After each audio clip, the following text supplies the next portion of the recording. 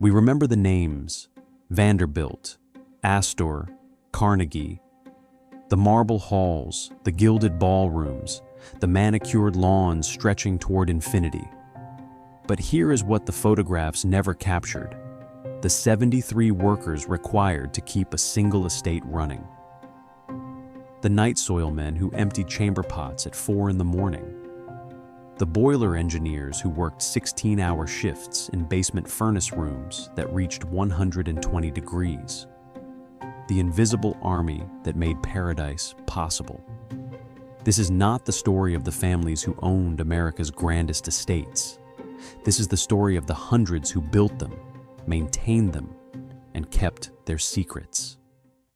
Chapter 1: When Mansions Became Machines. By 1890, the average Gilded Age estate required more workers per acre than a commercial farm. Saw something fundamental changed in American wealth during the 1880s. The mansions that rose from Newport to the Hudson Valley were not simply larger versions of what came before. They were different in kind. They crossed a threshold where a home stopped being a residence and became an operation requiring constant human fuel to function. Consider the Biltmore Estate in Asheville, North Carolina. Construction began in 1889. George Vanderbilt did not commission a large house. He commissioned a facility, 250 rooms spread across 4 acres of floor space, 65 fireplaces that needed daily servicing, a heating system that consumed tons of coal each week, an electrical plant powered by its own generators, a filtration system that pumped water from mountain springs 2 miles away. Yet the house itself sat on 8,000 acres that included working farms, forests, and a private railway spur. This was not architecture. This was infrastructure. The transformation happened quickly. In 1870, a wealthy family might employ 10 household servants. By 1895, estates routinely required 70 to 100 workers for basic operation. The change was not gradual, it was explosive. Between 1880 and 1900, more than 300 estates of comparable scale were built across America. Each one demanded its own private army. The infrastructure these estates required would shock most people today. They were self-contained industrial complexes disguised as country homes. Private gas plants generated lighting fuel. Water pumping stations maintained pressure for indoor plumbing and decorative fountains. Sewage treatment facilities processed waste that could not simply be dumped into rivers without causing scandal. Ice houses held 50 tons harvested from frozen ponds each winter. Greenhouses heated year-round produced fresh flowers and out-of-season fruit. Private dairies, chicken coops, and vegetable gardens supplied most food consumed on the property. Biltmore needed 80 full-time workers, minimum, just to keep basic systems functioning. The estate employed 4 engineers to maintain the electrical and heating plants. 6 men worked the dairy operation. The greenhouse required 3 full-time gardeners. The stables employed 8 workers to maintain horses, carriages, and tack. This was before counting household staff, chambermaids, footmen, and laundresses, kitchen workers, valets. The scale became absurd quickly. Frederick Vanderbilt's estate in Hyde Park, New York, far smaller than Biltmore, still required 54 servants during peak seasons. The Breakers in Newport, a summer cottage used 3 months yearly, employed 40 staff members. William Randolph Hearst's estate in California would eventually require 150 workers at full operation. These were not homes.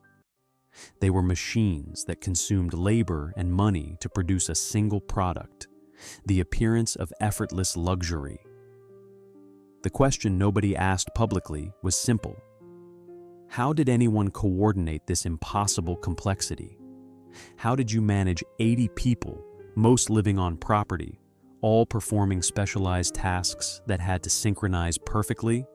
How did you prevent the operation from collapsing into chaos when a single malfunction could cascade through the entire system? The answer was hierarchy, rigid, brutal, absolute. Chapter 2. The hierarchy nobody saw.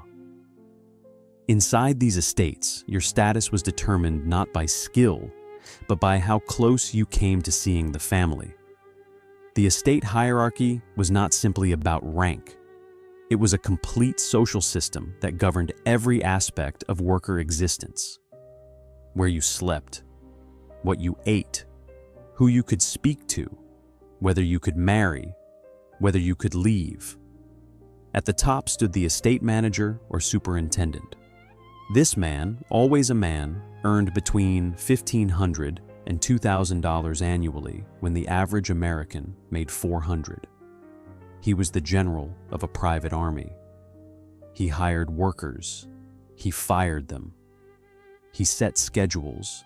He allocated budgets, resolved disputes, and reported directly to the estate owner. He lived in his own cottage, ate separately from other staff, and maintained absolute authority over everyone below him. Beneath the superintendent came the specialists. The head gardener commanded crews of 6 to 20 men, depending on ground size. He earned $800 to $1,200 yearly. The chief engineer, responsible for all mechanical systems, earned similar wages. The stable master controlled horse operations. Each specialist commanded his own domain, his own workers, his own budget. They reported to the superintendent, but rarely interacted with each other beyond formal meetings. Then came the household hierarchy, entirely separate from estate operations. The butler stood at the summit of domestic service, and he earned $600 to $1,000 annually. He controlled the male household staff, footmen, valets, hall boys. He managed the wine cellar, supervised formal meals, and served as the family's primary point of contact with the servant world. The housekeeper held equivalent rank over female staff. She controlled chambermaids, ladies' maids, scullery workers, and laundresses. Together, the butler and housekeeper functioned as middle management between the family and the invisible workforce that surrounded them. Below this tier existed the skilled domestics. The lady's maid, personal servant to the estate's lady, earned $400 to $600. The head cook earned similar wages. These workers possessed specific expertise. They were valued. They were noticed. They occasionally spoke directly to family members. Then came everyone else. Chambermaids earned $250 to $300 annually. Footmen slightly more. Kitchen maids less. Scullery workers, the lowest household position, earned $180 for 16-hour days of washing dishes, scrubbing floors, and emptying chamber pots. Hall boys, children as young as 12, earned $120 to run messages, polish boots, and carry coal buckets. The hierarchy determined everything. Upper servants ate different food than lower servants. They had separate dining rooms. The butler and housekeeper each had private sitting rooms. Ladies' maids had individual bedrooms. Chambermaids slept 4 to a room. Scullery workers slept in basement dormitories or attic spaces with no heat. Physical space reinforced every distinction. Most estates built elaborate tunnel systems so lower servants could move through the property without being seen. At Biltmore, servants used separate staircases hidden behind walls. At the breakers, staff corridors ran behind family rooms, allowing workers to enter, clean, and exit without ever appearing in family sightlines. Certain areas were absolutely forbidden. A scullery maid caught in the family wing could be fired immediately. The system created tribes within a single property. Upper servants identified with the family, seeing themselves as professionals distinct from common labor. They dressed better. They spoke more formally. They maintained distance from lower staff to preserve their own status. Middle-tier workers competed desperately for promotion, knowing that a position as lady's maid or valet offered escape from the brutal physical labor of the bottom ranks. At the bottom, workers simply endured. A scullery maid at the breakers described washing dishes from 6 in the morning until midnight during summer parties. She never saw the guests. She never entered the main rooms. She washed dishes, scrubbed pots, and slept 4 hours before starting again. She was 15 years old. The hierarchy prevented rebellion through division. Upper servants had no interest in challenging a system that elevated them. Lower servants were too exhausted and isolated to organize. The few who complained found themselves dismissed and blacklisted. Estate owners shared information about problem workers. One estate's troublemaker could never find work at another. But the hierarchy served one purpose above all others. It created a buffer between the family and the reality of their own operation. The lady of the house instructed the housekeeper. The housekeeper instructed the head housemaid. The head housemaid instructed the chambermaids. The chambermaids instructed the scullery workers. By the time the lady's desire for fresh flowers reached the teenage girl scrubbing the greenhouse floor, it had passed through 5 layers of human translation. The family never had to see how their comfort was actually produced. They lived in a world where fires appeared already burning, meals arrived perfectly prepared, and gardens bloomed without visible effort. The hierarchy made this possible by organizing invisible labor into a machine that processed human exhaustion into seamless luxury. And the machine worked perfectly, until the day nobody wanted to be part of it anymore. The Chapter 3, the perfect day that never existed. To create the illusion of a single perfect morning required coordination that began 18 hours earlier. 4 o'clock in the morning at a major estate. Complete darkness. The night watchman has walked his final round. Now the transformation begins. The hall boys arrive first. Their job is fire. By 6 o'clock, 30 fireplaces must be burning throughout the house.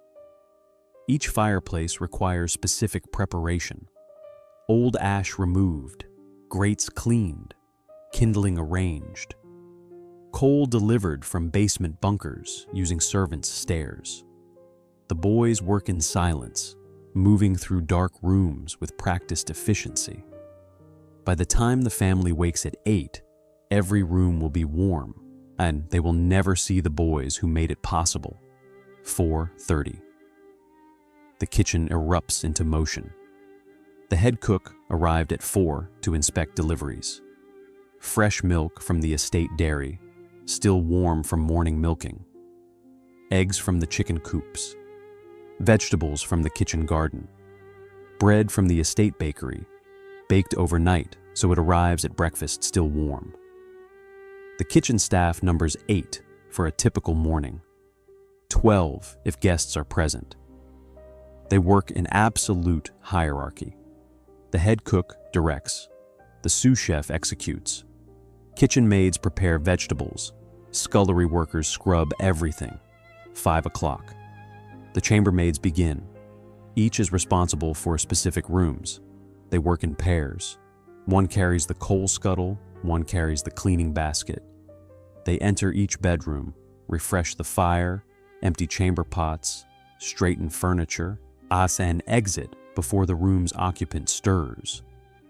Later, after breakfast, they will return to make beds, clean thoroughly, and prepare evening fires.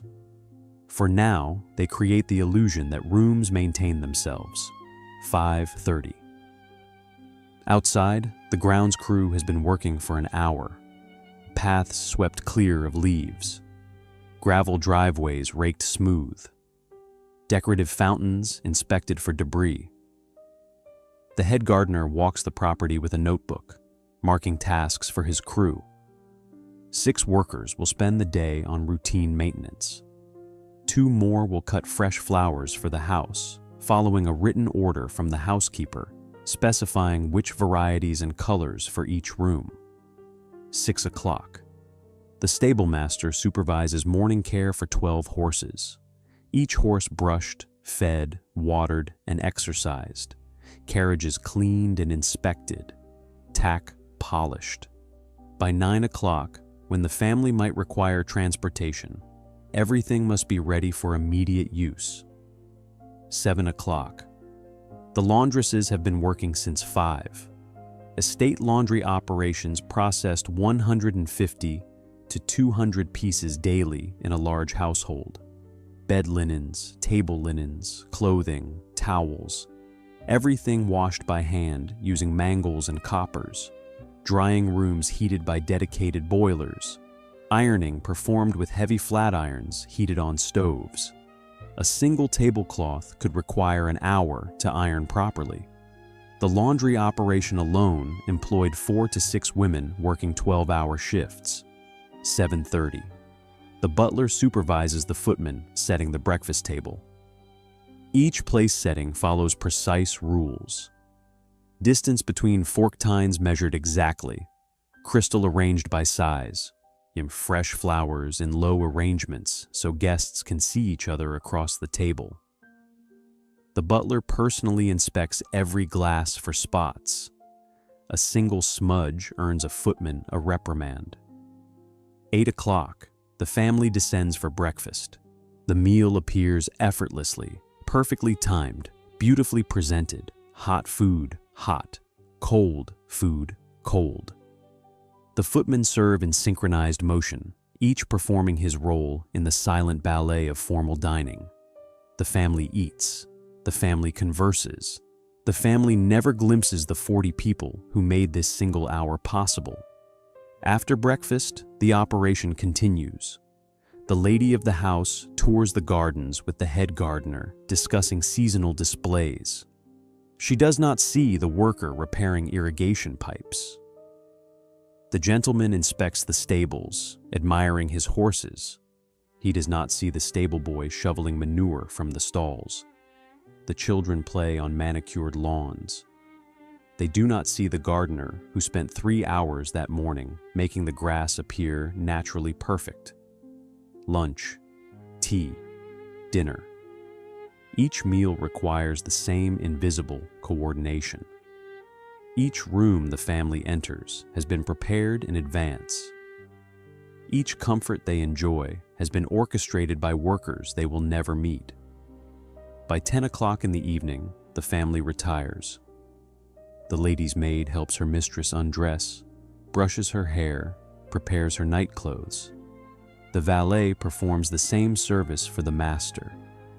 Downstairs, the remaining staff cleans the dinner service, prepares tomorrow's breakfast, and banks the fires. Midnight. The night watchman begins his rounds.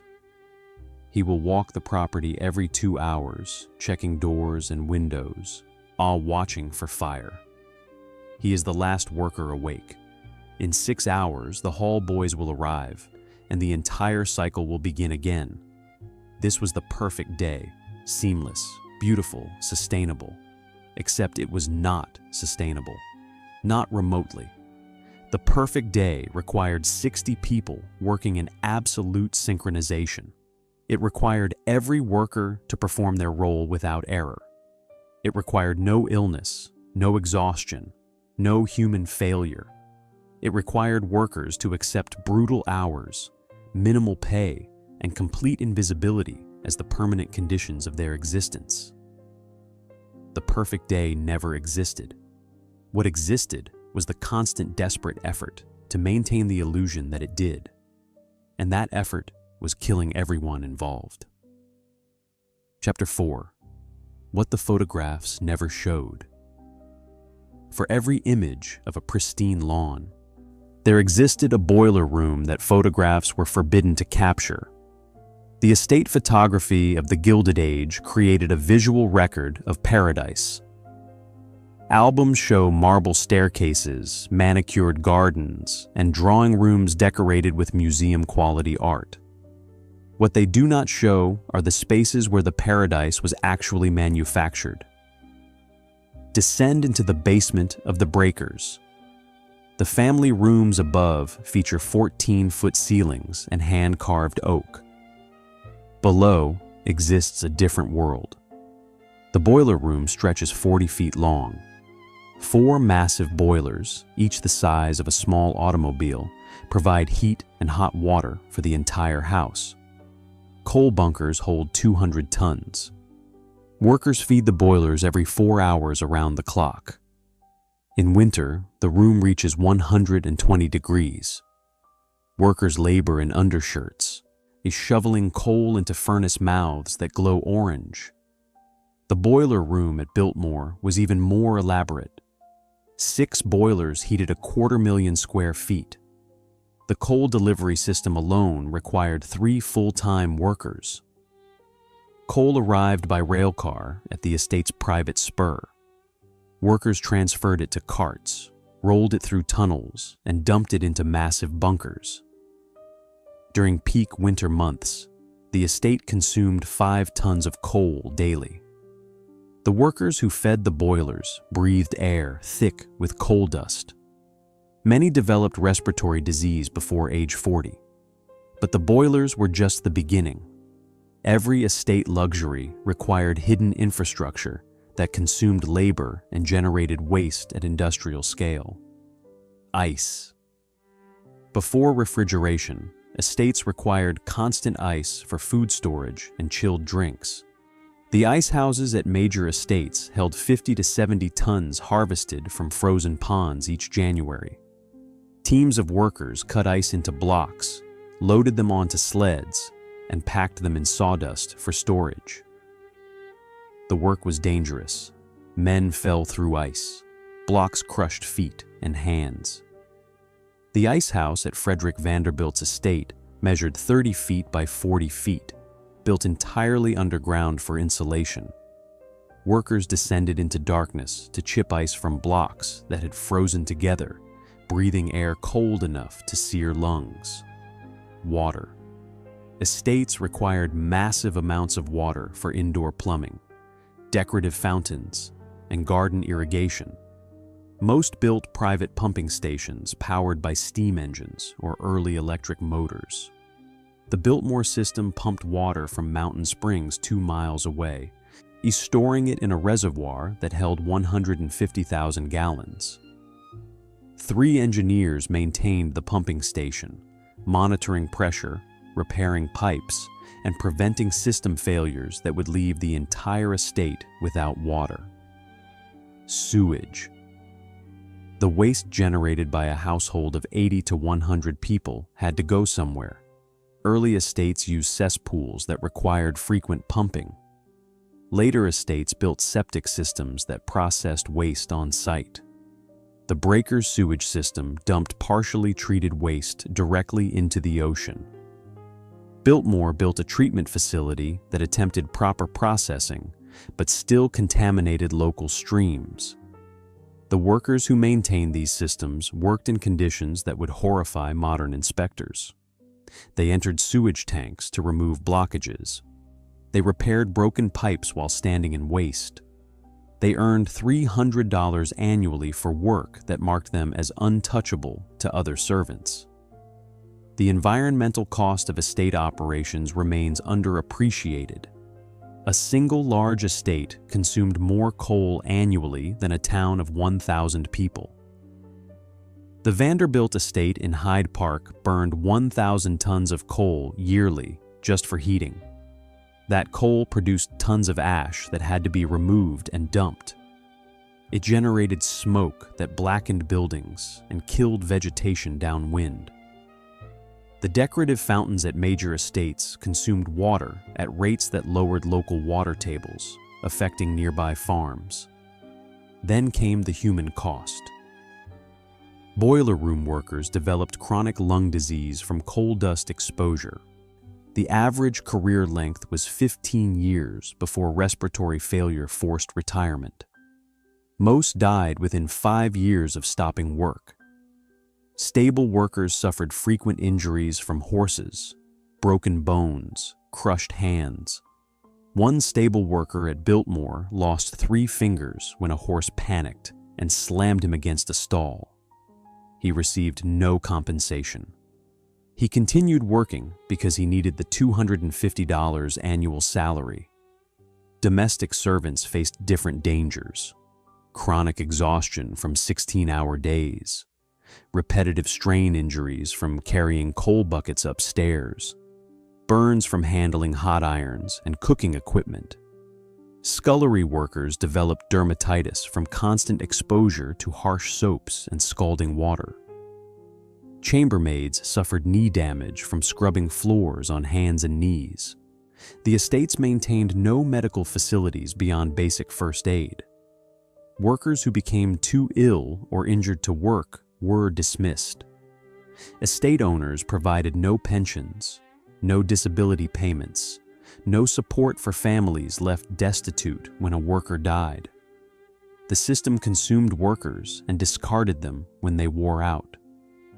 The photographs showed none of this.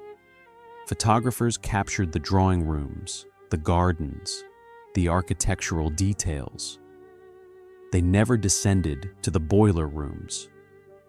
They never documented the coal bunkers, the ice houses, the sewage systems. They never photographed the worker dormitories with 8 men sharing rooms designed for 4. They never showed the exhausted faces of scullery maids after 18-hour shifts. The photographs created a deliberate fiction. They presented estates as natural paradises where luxury simply existed without cost or effort. They erased the machinery that produced the paradise and the workers who operated that machinery. But the workers existed whether they were photographed or not. They lived in those boiler rooms. They breathed that coal dust. They carried that water. They shoveled that waste. They made paradise possible while living in conditions that paradise was designed to escape. The contradiction was unsustainable. These workers maintained wealth and beauty while experiencing poverty and exhaustion. They created environments of perfect comfort while living in discomfort. They generated the appearance of effortless luxury through backbreaking effort. And they were beginning to realize they had other options. Chapter 5: The Economics of Invisible Labor. By 1900, maintaining an estate cost more per year than building most houses in America. The numbers were absurd from the beginning. Estate owners knew this. They built anyway. Consider the annual operating costs of a large estate around 1900. The figures come from surviving account books and correspondence. They are not estimates. They are the actual amounts families paid to keep their properties functioning. Staffing costs dominated every budget. At Biltmore, George Vanderbilt employed 80 workers at peak operation. Wages ranged from the estate manager at $2,000 annually down to hall boys at $120. The total annual payroll exceeded $40,000. This was just salaries. Add housing, food, uniforms, and medical care for staff, and labor costs reached $50,000 yearly. Grounds maintenance consumed another massive budget. The head gardener at a major estate earned $1,000. His crew of 12 to 20 workers earned $300 to $500 each. Annual grounds labor costs at estates like Biltmore and the Vanderbilt property in Hyde Park ran $8,000 to $12,000. This covered only wages. Seeds, fertilizer, new plantings, and equipment pushed total grounds expenses to $15,000 annually. Stable operations cost similarly. A major estate maintained 10 to 15 horses. Each horse consumed roughly $50 worth of feed yearly. Tack, veterinary care, and equipment added hundreds more. The stable worker wages for a crew of 6 to 8 men totaled $3,000 to $4,000 annually. Total stable expenses reached $8,000 yearly at estates that maintained proper equestrian facilities. Heating costs became astronomical as estates grew. Biltmore consumed 1,200 tons of coal annually at peak operation. Coal cost roughly $3 per ton delivered. That was $3,600 just for fuel. Add wages for the workers who fed the boilers, maintained the equipment, and removed ash, and heating costs exceeded $6,000 yearly. Food costs shocked even the families who paid them. A household of 80 people consumed massive quantities. Estates maintained private dairies, chicken coops, and vegetable gardens specifically to reduce food costs. Even with on-site production, purchased food for a large estate ran $5,000 to $8,000 annually. This was 1900 when the average American family spent $200 yearly on food. The total was staggering. A large estate in full operation cost between $70,000 and $150,000 annually just for basic maintenance and operations. This was not construction costs. This was not purchasing art or furniture. This was simply the cost of keeping the lights on and the workers paid. Compare this to average American incomes. In 1900, the typical American family earned $400 to $500 annually. A skilled craftsman might make $1,000. A doctor or lawyer earned $2,000 to $3,000. The annual operating cost of a single estate exceeded the lifetime earnings of most Americans. The mathematics were impossible unless you possessed industrial fortune. George Vanderbilt inherited wealth from his grandfather Cornelius, who died in 1877 worth $95 million. Even with that fortune, Biltmore's operating costs consumed nearly 1% of the family's capital annually. Smaller fortunes could not sustain such spending. Estate owners tried various strategies to reduce costs. Some closed properties seasonally, operating only during summer or winter months. This reduced staffing needs but created new problems. Closed estates still required maintenance. Skeleton crews of 10 to 15 workers remained year-round to prevent decay. The savings were minimal. Some estates attempted to generate revenue. They sold excess farm production. They bred horses commercially. They rented hunting rights. These efforts rarely covered more than 10 to 15% of operating costs. Estates were not businesses. They were consumption machines. The question became obvious. Why did families continue funding operations that made no economic sense? The answer was equally obvious: status. An estate was not a home. It was a statement. It announced to the world that you possessed wealth beyond measure. It demonstrated that you could afford to spend $100,000 yearly on a property you occupied 3 months. It proved you had escaped the constraints that governed normal economic life. The estate was conspicuous consumption at maximum scale. Every room, every worker, in every perfectly manicured acre announced, "I am so wealthy that I can afford to waste money." But the economics contained a fatal flaw. The statement only worked if society agreed it was impressive. The moment society stopped caring about vast estates, the moment the public decided that such displays were wasteful rather than admirable, the entire system would collapse. That moment was approaching faster than anyone realized. Immigration restrictions passed in the 1890s reduced the flow of European workers willing to accept servant positions. The first generation of American-born children from immigrant families rejected domestic service. They wanted factory jobs, office jobs, anything that offered more freedom and dignity than estate work. By 1910, estate owners faced a crisis. They could not find workers at any price. Newspaper advertisements promised good wages, comfortable housing, and pleasant working conditions. The advertisements went unanswered. Young Americans wanted nothing to do with servant hierarchy and 16-hour days. Wages began rising. Competition for scarce workers forced estate owners to increase salaries. A chambermaid who earned $250 in 1900 commanded $400 by 1915. A head gardener's salary rose from $1,000 to $1,500. Labor costs, already massive, increased by 30 to 50% in 15 years. Quality declined simultaneously.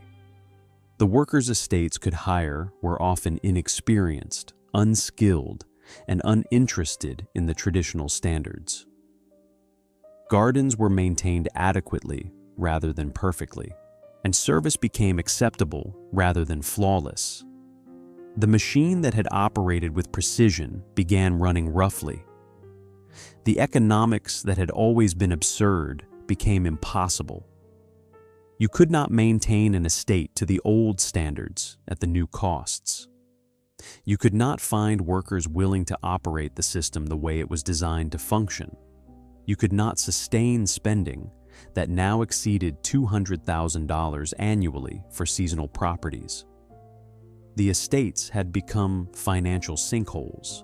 They consumed capital without generating return. They required constant infusions of wealth to prevent collapse, and the families who owned them were beginning to realize that the money might be better spent elsewhere.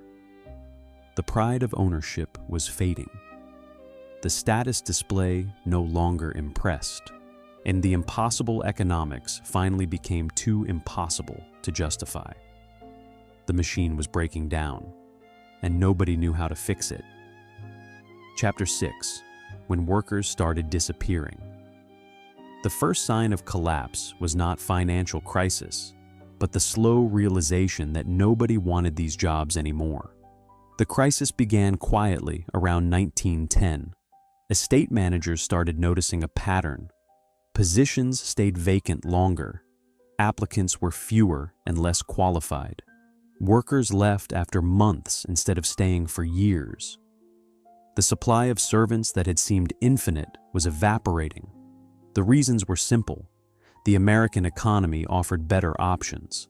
Factory work paid more for shorter hours. A factory worker in 1910 earned $450 to $600 annually for 10-hour days. A chambermaid earned $300 for 16-hour days. The choice was obvious. Office work offered even better prospects.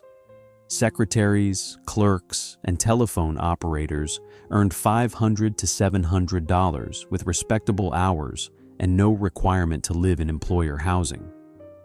Young women who once had no choice except domestic service now had alternatives. The automobile industry created entirely new job categories. Mechanics, drivers, and garage workers earned good wages without the servant stigma. Young men who might have become stable workers or footmen went to work in automobile factories instead. Immigration restriction dealt the final blow. The Immigration Act of 1891 introduced new controls. Later restrictions in 1917 and 1924 reduced European immigration to a trickle. Estate owners had relied on a constant supply of newly arrived Europeans desperate for any work. That supply disappeared. American-born workers rejected servant positions as degrading. Estates found themselves competing for a shrinking pool of labor. The desperation became visible. Estate owners who had once selected workers from dozens of applicants now begged anyone to apply. Newspaper advertisements grew more elaborate. They promised private rooms, previously available only to upper servants. They offered higher wages. They emphasized time off and leisure privileges. The advertisements portrayed estate work as desirable, comfortable, even pleasant. Nobody believed them. Young Americans had heard the truth from former servants.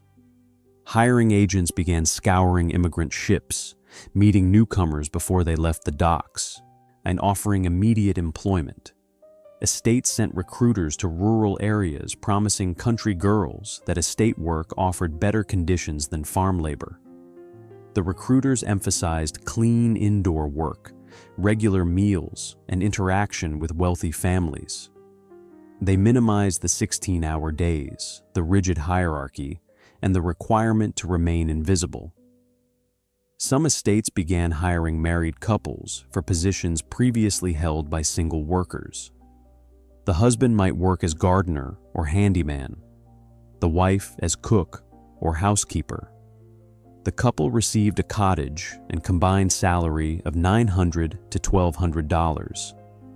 It was cheaper than hiring two skilled workers separately, and easier than finding single workers willing to live in servants' quarters.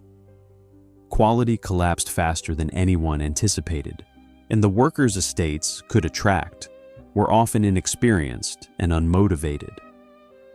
A head gardener hired in 1915 might have 3 years' experience instead of the 20 years that was standard in 1900. Chambermaids arrived without training and had to be taught basic skills. Footmen lacked the polish and deportment that formal service required. Service standards that had been absolute became negotiable.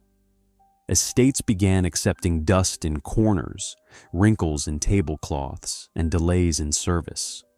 They had no choice. The alternative was no workers at all. The staffing crisis hit hardest at seasonal estates. Properties occupied only 3 months yearly could not compete with year-round employment elsewhere. The breakers in Newport required 40 workers for the summer season. By 1915, and the estate struggled to hire 25.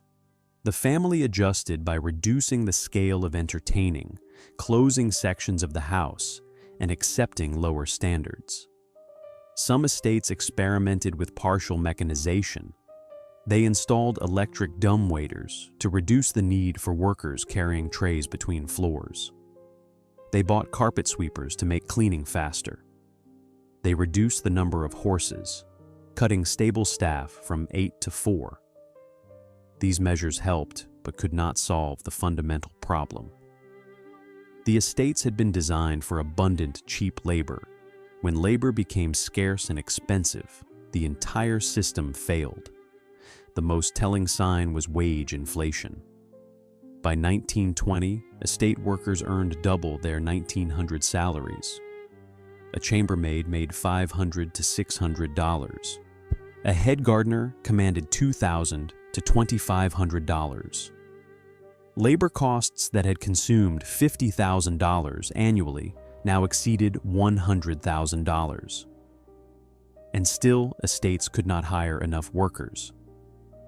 The families faced impossible choices: pay vastly more for inferior service, reduce operations to match available staff, or close the estate entirely.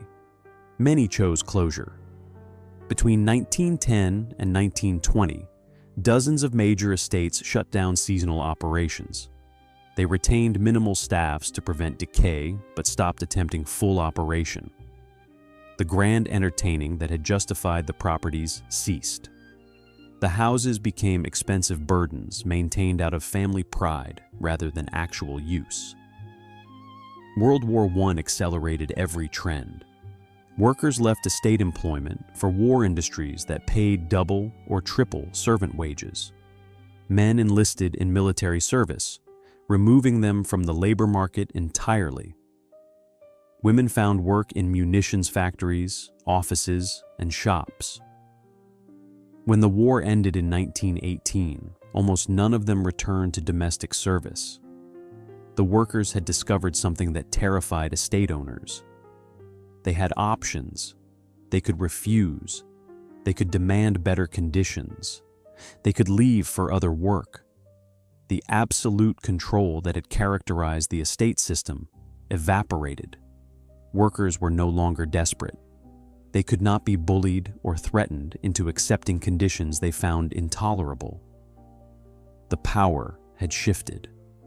By 1920, the labor shortage had become a crisis that no amount of money could solve. Estates that once operated with 80 workers made do with 40. Those 40 worked longer hours, maintained lower standards, and knew they could leave for better opportunities whenever they chose. The machine that had run on human fuel was running out of fuel, and there was no replacement available. Chapter 7. The Great Reduction. Between 1920 and 1930, the average estate workforce shrank by 60%, and nothing was ever the same. The dismantling happened faster than the construction. Estates that had taken a decade to build at full operation were reduced to skeleton crews in months. The greenhouse closures came first. Greenhouses required constant labor and massive heating costs. 3 workers minimum to maintain plants year-round. Coal consumption to keep temperatures above freezing in winter. The annual costs of $5,000 for facilities that produced flowers. The economics made no sense when commercial florists could supply cut flowers for hundreds of dollars yearly. One by one, estate greenhouses went cold. At Biltmore, the massive conservatory that once held tropical plants year-round closed in 1923. The heating system was shut down. The glass panels were boarded over.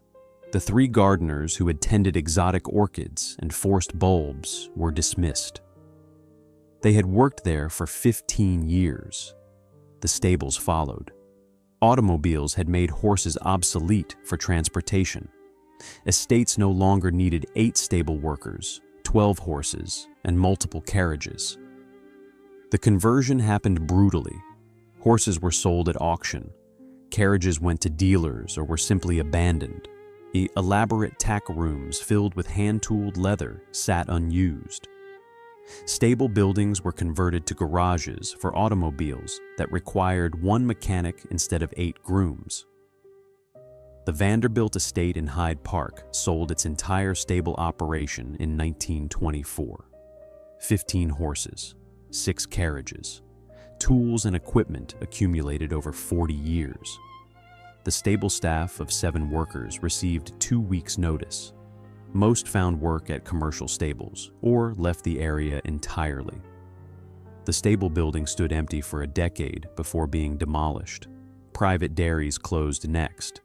Commercial dairy operations could deliver milk cheaper than estate dairies could produce it. The 6 workers required for dairy operation earned wages that exceeded the cost of purchased milk by 3 to 1. Estates that had maintained herds of Jersey cows for fresh milk sold the cattle, dismissed the workers, and contracted with commercial suppliers. The human cost of each closure was identical. Workers who had spent decades in specialized positions found themselves obsolete. A head gardener at 55 with 30 years' experience maintaining estate grounds had no transferable skills. He could not simply become a commercial gardener.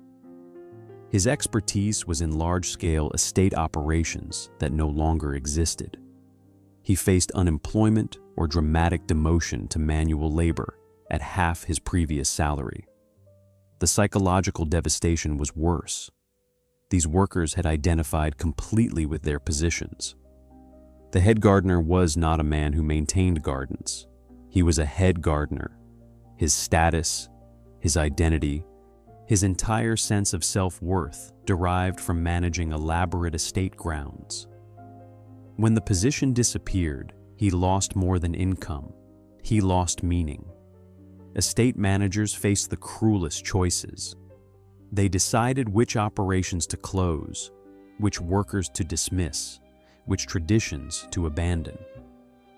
They walked through properties they had maintained for decades, mentally calculating which sections could be mothballed without total collapse. The decisions followed brutal logic. Close anything that generated cost without status value. Greenhouses produced flowers but did not impress visitors. Close them. Dairies produced milk, but nobody saw the operation. Close them. Extensive kitchen gardens required workers, but could be replaced by purchased vegetables. Close them. Focus all remaining resources on the visible aspects, the main gardens that guests saw, the primary buildings, the basic staff necessary to maintain appearance. Everything else became negotiable. The Breakers reduced its summer staff from 40 workers in 1920 to 22 workers in 1928. Sections of the house were closed. Rooms that once gleamed with daily cleaning accumulated dust. Gardens that had been replanted seasonally were simplified to permanent plantings requiring less maintenance. The estate still looked impressive to casual visitors. Anyone who had seen it at peak operation noticed the decline immediately. Biltmore made even more dramatic cuts. The ground staff that once numbered 20 shrank to 8. Whole sections of the formal gardens were allowed to naturalize. Paths that had been immaculate became weed-infested. The estate that George Vanderbilt designed as America's finest began its long deterioration. The cottage communities around major estates dissolved. These had been small villages of worker housing, often 50 to 70 cottages for married workers and their families. As positions disappeared, cottages emptied. Families who had lived on estate grounds for generations packed their belongings and left. The communities that had supported workers, schools for their children, and small social worlds collapsed within years. Some estates attempted creative solutions. They converted to institutional use while families still lived there. They opened sections to tourists for admission fees. They rented facilities for weddings and events. These measures generated small revenues but could not cover operating costs. An estate that cost $150,000 annually to operate at full scale could not be sustained on tourism revenues of $5,000. The families recognized reality slowly. These properties were no longer symbols of success. They were burdens, expensive, deteriorating burdens that consumed wealth without generating satisfaction. The emotional shift was profound. The previous generation had built these estates with pride, seeing them as permanent monuments to family achievement. The current generation saw only expense and obligation. They no longer wanted to spend months at sprawling properties. They wanted smaller, manageable homes. They wanted freedom from constant maintenance crises. The reductions continued through the 1920s. Each year brought new closures, new dismissals, new abandonments. Properties designed for 80 workers operated with 30, then 20, then 15. Standards declined in perfect correlation with staffing levels. The machine ground to a halt, one component at a time. By 1930, the estates that remained in private hands bore little resemblance to their earlier incarnations. They were shadows, pale imitations operating on minimal staffing with reduced scope. The grand vision had failed, not in a single dramatic collapse, but through slow starvation of the resources required to sustain it. The workers who remained faced a different nightmare. They were the last survivors of a dying system, expected to maintain impossibly large operations with inadequate support. And they knew the end was coming. Chapter 8. When Paradise Became a Prison. The Depression did not destroy these estates. It revealed that they had been dying for 20 years. October 1929. The stock market collapsed. Within months, family fortunes that had seemed infinite shrank dramatically. The families who owned grand estates faced a new reality. They could not sell properties nobody wanted to buy. They could not maintain them without capital. They could not abandon them without social scandal. The estates became traps. Consider the economics. A major estate worth $5 million in 1925 might find no buyers at any price in 1932. The annual maintenance costs of $75,000 remained constant whether the family occupied the property or not. Closing completely would save labor costs, but guarantee rapid deterioration. An empty estate could become unsalvageable within 5 years. Families tried desperately to sell. They reduced asking prices by 50, then 70, then 80%. They offered financing. They suggested conversions to institutions or hotels. Few buyers materialized. Who wanted to purchase a property requiring $100,000 yearly to operate properly when they could buy a comfortable mansion for $50,000 that needed minimal staff? The solution was grotesque reduction. Operate the estate on 1/10 of its designed workforce and accept total decline in everything. The breakers attempted to operate with a summer staff of 12 workers to maintain a property designed for 40. The impossibility was obvious immediately. Rooms went uncleaned for weeks. Gardens became overgrown. Basic maintenance was deferred indefinitely. The staff worked desperate hours trying to preserve appearance in the few areas visitors might see while allowing everything else to decay. Biltmore reduced to a skeleton crew of 15 permanent workers. 15 people attempting to maintain 250 rooms and 8,000 acres. They chose which buildings to heat, which gardens to maintain, which systems to keep functioning. The rest was simply abandoned to weather and time. The staff who remained endured conditions that resembled disaster management more than estate operation. The head gardener at Biltmore in 1935 supervised 2 workers instead of 20. They maintained only the gardens immediately visible from the main approach. Everything else reverted to forest and weed. The gardener was 60 years old. He had worked at Biltmore for 35 years. He watched his life's work disappear under vines and saplings while lacking the resources to prevent it. The buildings deteriorated in predictable patterns. Roofs leaked. Water damage spread from attics downward. Plaster cracked and fell. Windows broke and were not replaced, allowing weather inside. Heating systems failed from lack of maintenance. Rooms that had been showcases became damaged shells. Some families made desperate attempts at revenue. They opened estates to tourists, charging admission to tour rooms and gardens. The revenue was pitiful. A property might generate $2,000 to $5,000 annually from tourism, while requiring $50,000 for minimal maintenance. The tourists walked through deteriorating spaces and marveling at former grandeur while standing in rooms with stained ceilings and warped floors. Other families attempted institutional conversion. They offered estates to universities, hospitals, or charitable organizations. Many were refused. Institutions recognized the same reality families faced. These properties were too expensive to operate for any purpose. Taking one as a gift meant accepting a financial burden that would consume resources indefinitely. Some successful conversions occurred. Biltmore eventually transitioned to a self-sustaining tourist operation.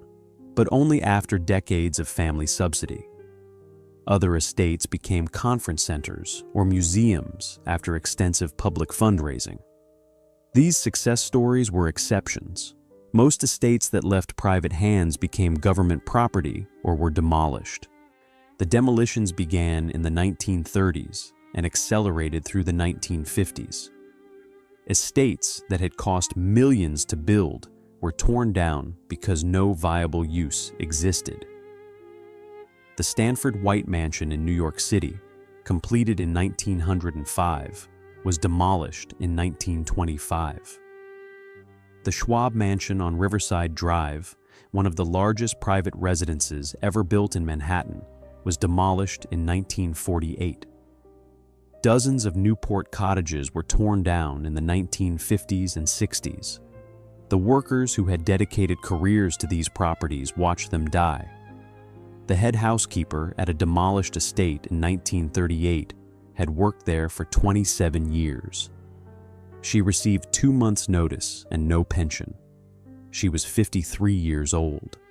Her skills maintaining a 40-room mansion had no application in the modern world.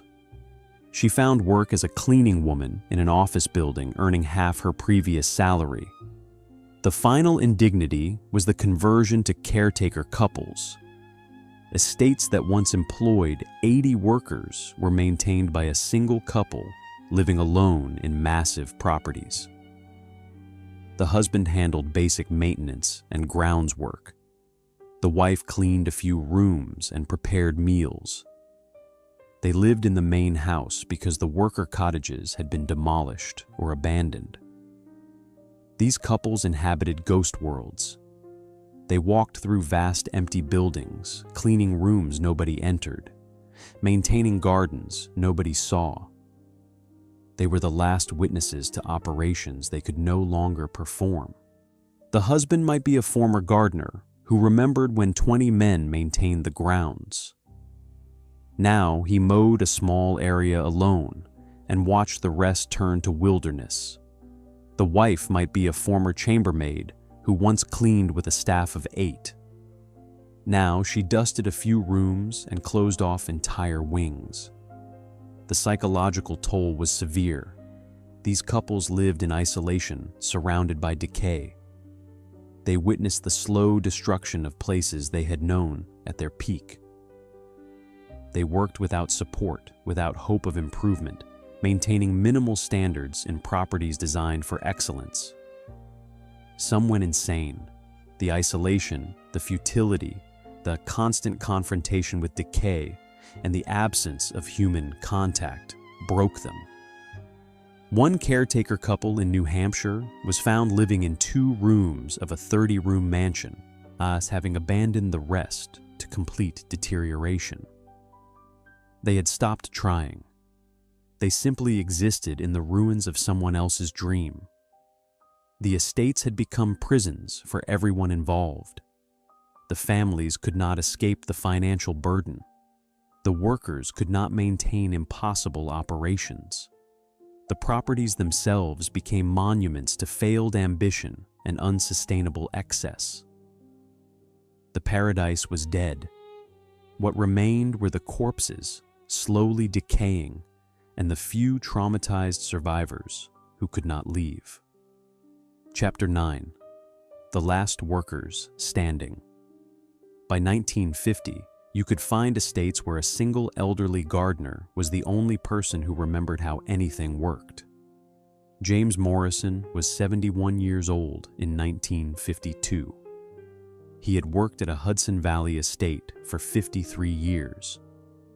He started as a garden boy in 1899, advanced to gardener, and eventually became head gardener, supervising a crew of 18 men. By 1952, he worked alone. Morrison still arrived each morning at 6. He walked the same paths he had walked for half a century.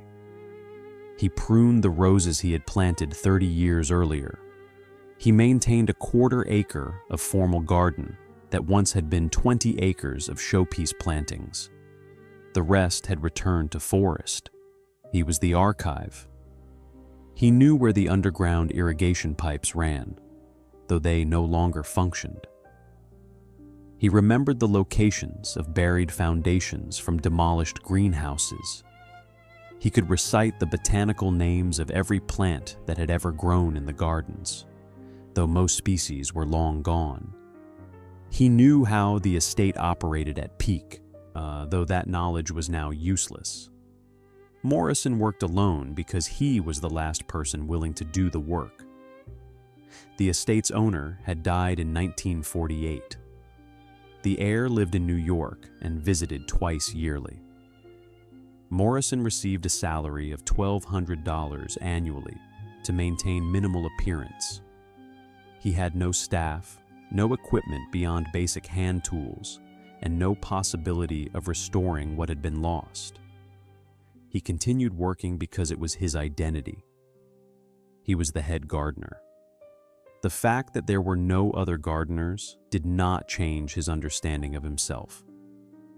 He would maintain his gardens until death or dismissal. He was not unique. Across America, the final generation of estate workers performed similar roles. They were living links to operations that had vanished. They preserved knowledge nobody wanted. They maintained standards that made no economic sense.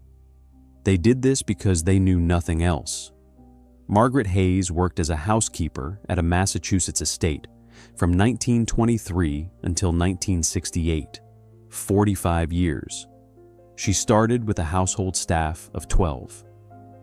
By 1960, she worked alone. She cleaned 6 rooms of a 42-room house. The other rooms were closed, furniture covered with sheets, decay advancing slowly. Hayes maintained routines that no longer made sense. She polished silver that was never used. She washed windows in rooms nobody entered. She followed cleaning schedules designed for properties with full staffing. When asked why she continued this futile work, she had no answer. It was what she had always done. These workers became estate managers by default. With families absent and no supervisors remaining, they made decisions about property maintenance, which buildings to heat, which systems to maintain, which repairs were essential versus which could be deferred. They managed budgets, paid utility bills, and dealt with contractors. They had been trained as workers. Circumstances forced them to become administrators. The knowledge they possessed was extraordinary and useless. A boiler room worker who had maintained complex steam systems for 40 years understood machinery that no longer existed. His expertise died with him because nobody valued it enough to preserve it. A head housekeeper who knew the proper methods for cleaning gilded surfaces, maintaining antique textiles, and preserving decorative plaster worked alone in buildings where those skills went unused. Some workers documented their knowledge, writing detailed accounts of estate operations. Most did not. They assumed someone would care. They believed their experience had value. They were wrong. When they retired or died, their knowledge disappeared. The institutional memory of how these places functioned vanished with the last workers who had operated them at peak capacity. The final generation faced a cruel paradox. They were the only people who understood these estates completely. They were also completely powerless to restore them. They knew exactly how things should work while watching systems fail, buildings deteriorate, and operations collapse. They were witnesses to a disaster they could not prevent. The loneliness was devastating. These workers had spent careers in communities of dozens of fellow staff. They had shared dormitories, eaten meals together, celebrated holidays as estate families. By the 1950s, they worked in complete isolation. Days passed without human conversation. They ate alone, slept alone, and worked alone in properties designed to house hundreds. Some maintained hope that conditions would improve. They believed families would return, that wealth would be restored, that proper staffing would resume. This hope was delusional but necessary. Without it, they had to confront the reality that their life's work was meaningless, that everything they had built would decay, that their expertise would die unused. Others accepted futility with resignation. They continued working because they had nowhere else to go. The estate provided housing and minimal salary. They were too old to find new employment. They stayed because leaving meant homelessness and destitution. The saddest cases were workers who had invested personal savings in estate maintenance. A gardener might use his own money to purchase plants or tools when the estate budget was cut. A housekeeper might pay for cleaning supplies from her salary. They subsidized the decay of properties that did not belong to them, trying desperately to preserve something that was already lost. When these workers finally retired or died, the estates often closed immediately. Their departure revealed how much had been sustained through individual effort rather than systematic maintenance. A property that seemed functional with an elderly caretaker couple collapsed into ruin within months of their absence. James Morrison died in 1956. He had worked until 3 weeks before his death, still maintaining his small garden plot. The estate was sold to developers within a year. The gardens he had maintained for 53 years were bulldozed for suburban housing. No memorial acknowledged his existence. The development was not named for him. No plaque explained that these streets covered ground he had tended for half a century. Margaret Hayes retired in 1968. The estate she had cleaned for 45 years was donated to a university. The university converted it to administrative offices. Hayes attended the dedication ceremony. Nobody mentioned her name. Nobody acknowledged the decades she had spent maintaining the property. She was invisible in retirement as she had been invisible in service. The last workers standing were archives that nobody read. They held knowledge that nobody valued. They preserved traditions that nobody remembered. And when they died, they took with them the final authentic memory of how America's grand estates actually functioned. All that remained was ruins and silence. Chapter 10: What Survives in the Tunnels. When tourists walk through these estates today, 90% of the original operation remains hidden beneath their feet. The Breakers opens to tourists at 10 in the morning. Visitors pay admission, receive audio guides, and tour rooms that once housed the Vanderbilt family. They marvel at marble imported from Italy, gilding applied by European craftsmen, and furniture that cost more than most houses. They take photographs. They comment on the excess. They never see the tunnels. Below the first floor exists a parallel world. Service corridors connect every major room, allowing workers to move unseen. The kitchen tunnel runs 150 feet from food preparation areas to the dining room, wide enough for 2 workers to pass carrying trays, tall enough to walk upright, completely invisible from the rooms above. The tunnels at the Breakers remain intact. Museums use them for storage now, maintenance equipment, folding chairs for special events, boxes of promotional materials. Tourists never enter. The tunnels are not part of the official tour. They reveal too much about how the estate actually functioned. At Biltmore, the tunnel system is even more extensive. Workers could travel from the basement boiler rooms to third-floor bedrooms without ever appearing in family spaces. Separate staircases, hidden doorways, and service corridors created an invisible infrastructure that matched the visible estate in complexity. These spaces survive complete with original features. The massive coal bunkers that once held 200 tons still exist. empty and silent.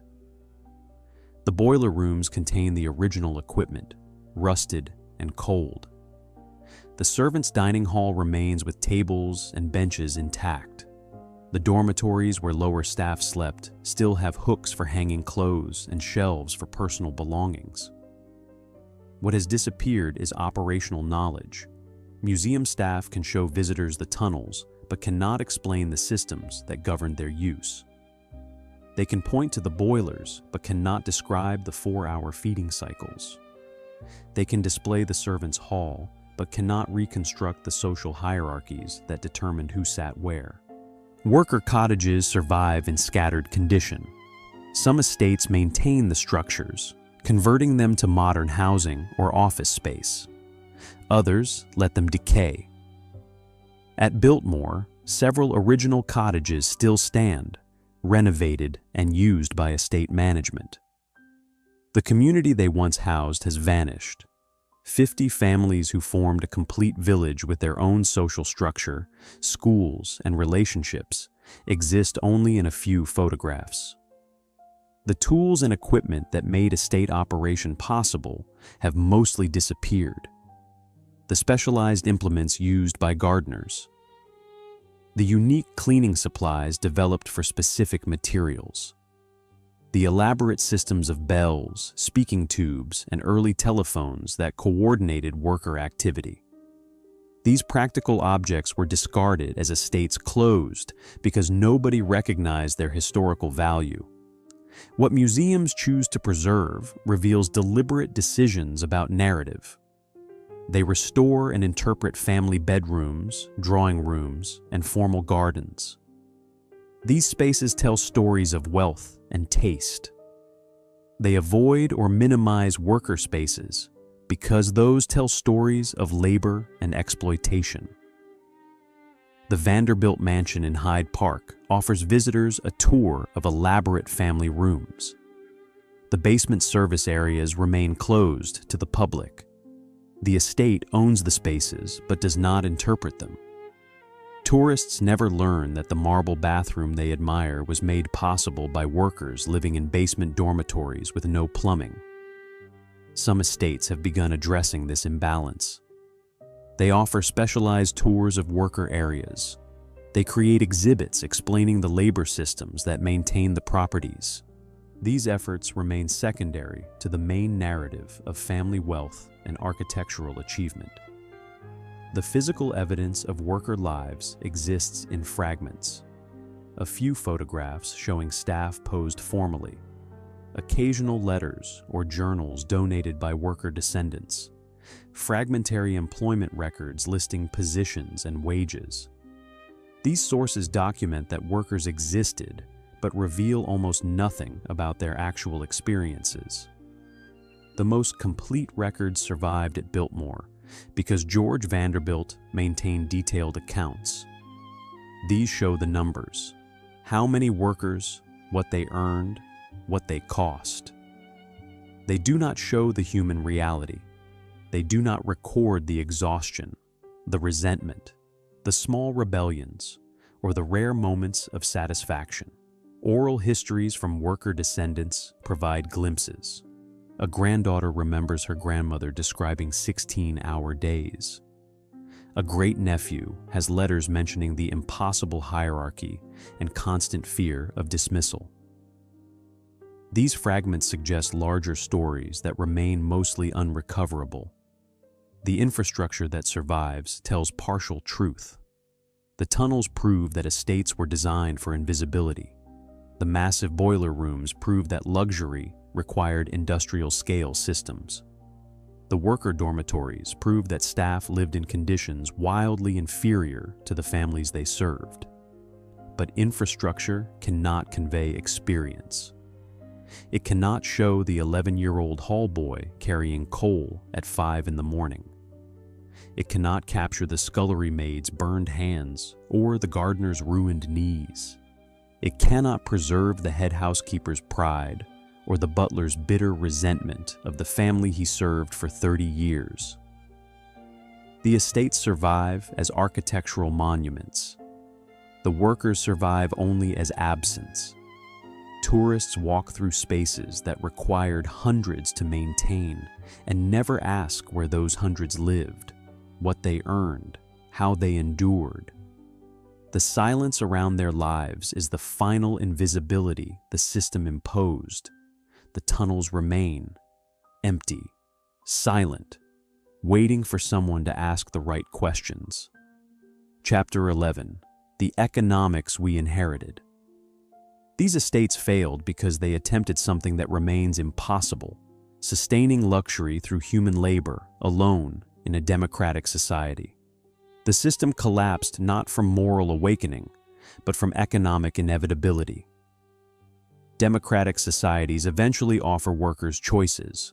In Workers with Choices, reject positions that demand invisibility, exhaustion, and status subordination. The estate system required workers without options. When options appeared, the system died.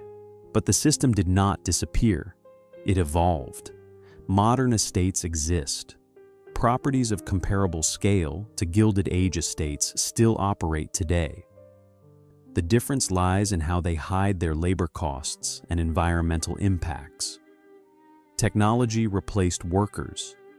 Automated heating systems eliminated boiler room crews. Modern HVAC requires one technician quarterly instead of 3 workers feeding boilers daily. Automated irrigation eliminated gardening crews. Computer-controlled systems water elaborate gardens with 1 programmer instead of 20 workers with hoses. Automated security systems replaced night watchmen. Cameras and alarms monitor properties with nobody walking patrol. The reduction is dramatic. A modern estate comparable to Biltmore operates with 10 to 15 workers instead of 80. Those workers are technicians, not servants. They maintain systems, not the family. They work normal hours, receive benefits, and go home at night. The live-in servant disappeared almost completely, but labor still exists. It has just been outsourced and made invisible. Cleaning crews arrive weekly from service companies. They clean for 8 hours and disappear. The estate never employs them directly. No worker cottages, no staff hierarchy, no visible reminder that labor maintains the property. Landscape services replace resident gardening crews.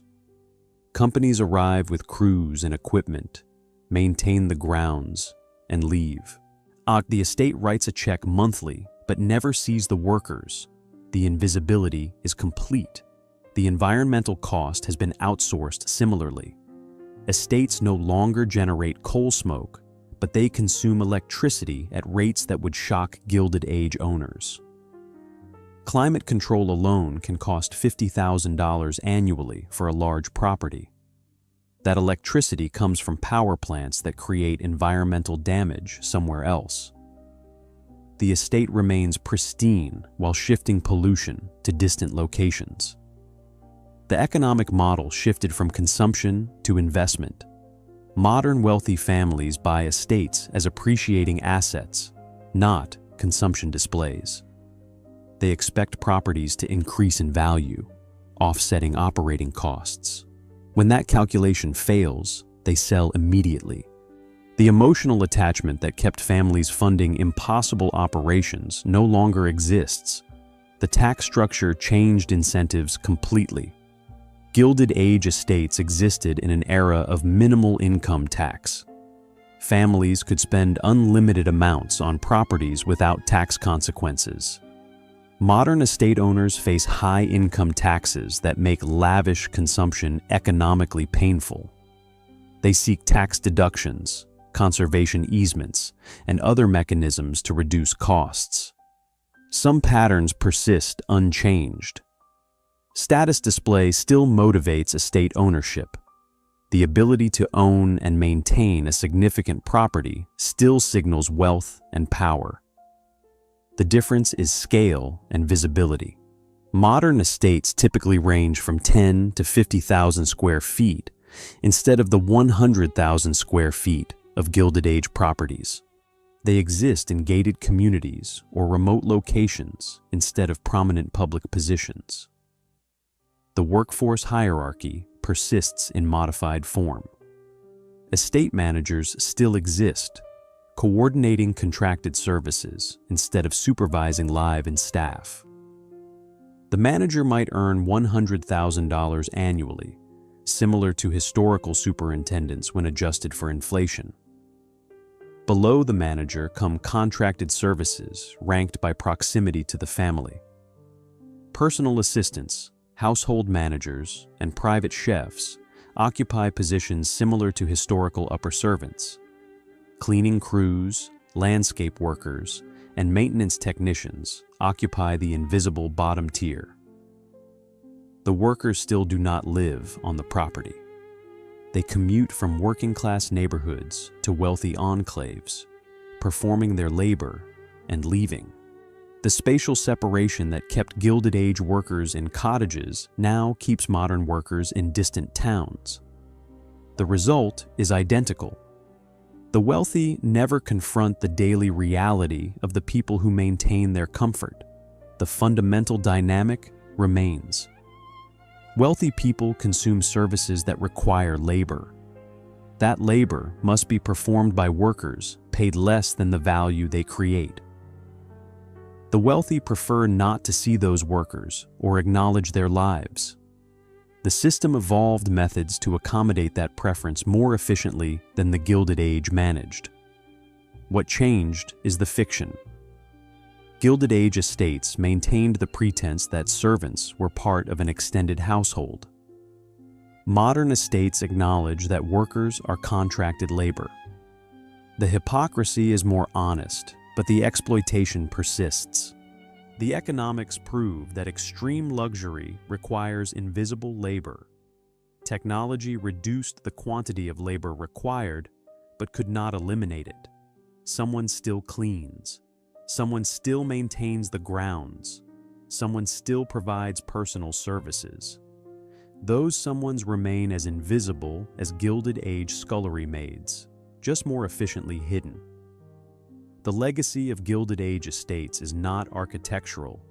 It is the proof that democratic societies cannot sustain aristocratic lifestyles through visible human labor.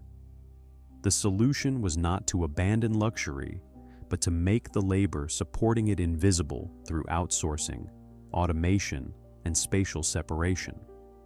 We have not eliminated the system that maintained America's grand estates.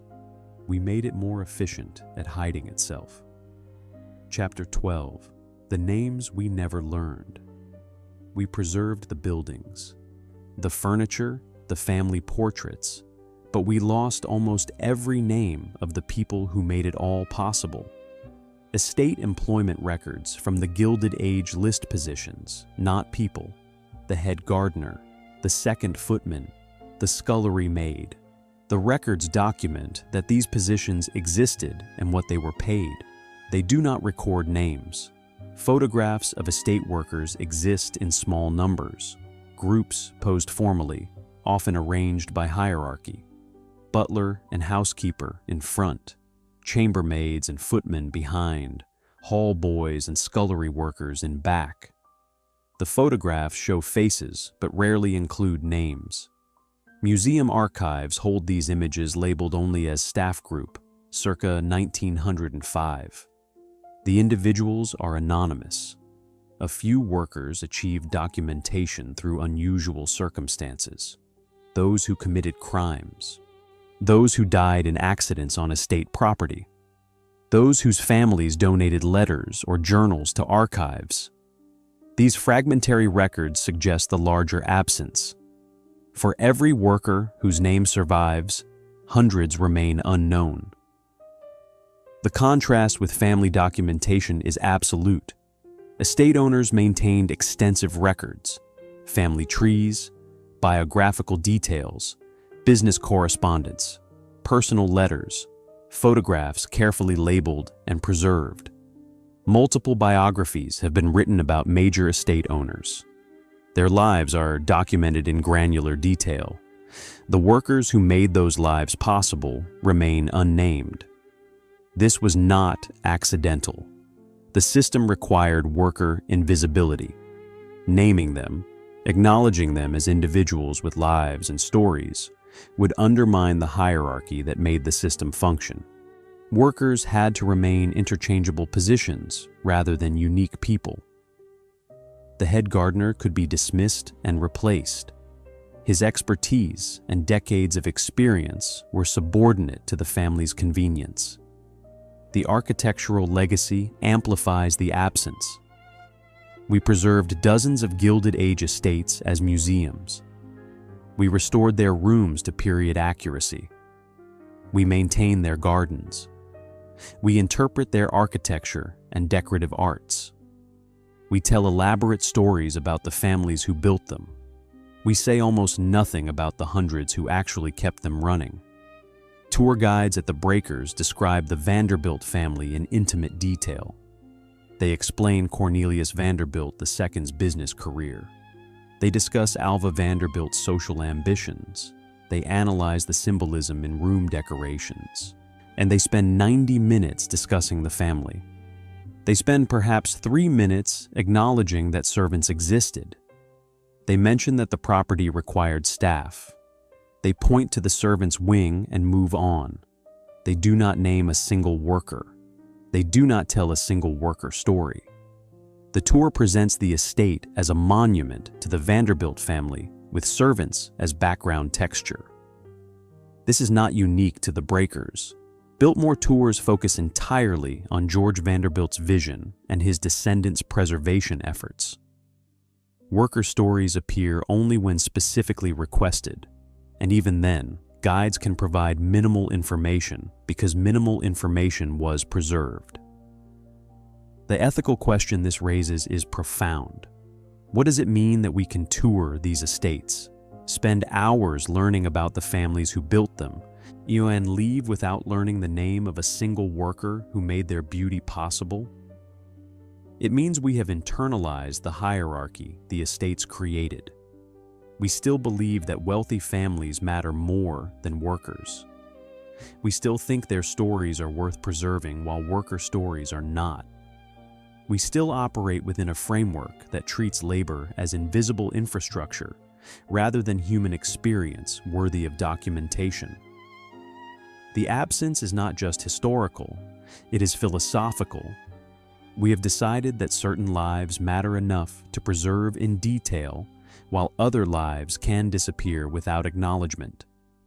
We make this decision constantly when we choose what to document, what to interpret, what to remember. The workers at America's grand estates performed labor that created beauty. They maintained buildings that we value as cultural achievements. Their skill, dedication, and exhaustion made possible the preservation of architectural treasures that we visit and admire. And we have forgotten almost all of them. A few names survived. Chauncey Beadle, head gardener at Biltmore for 60 years, is documented because he stayed through the estate's transition to a museum. His longevity and the estate's institutional commitment to record-keeping preserved his story. He is an exception that proves the rule. The thousands of other workers, the chambermaids and scullery workers, and boiler room engineers, and stable hands and laundresses and footmen and hall boys are lost. Their names did not matter enough to preserve. Their lives did not seem worth documenting. They were designed to be invisible, and we have made their invisibility permanent. The legacy of America's grand estates is not just architectural or economic, it is moral. It is a demonstration of whose stories we choose to preserve and whose we allow to disappear. It is proof that we can live surrounded by beauty created through human labor and never ask about the people who performed that labor. The estates survive as museums celebrating the families who built them. The workers who actually kept them running remain as anonymous as they were designed to be. We walk through their tunnels without knowing their names. We admire their work without acknowledging their existence. We benefit from their labor without granting them the dignity of remembrance.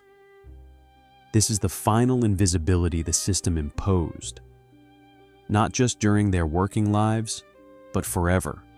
The estates erased them while they lived, and history erased them after they died.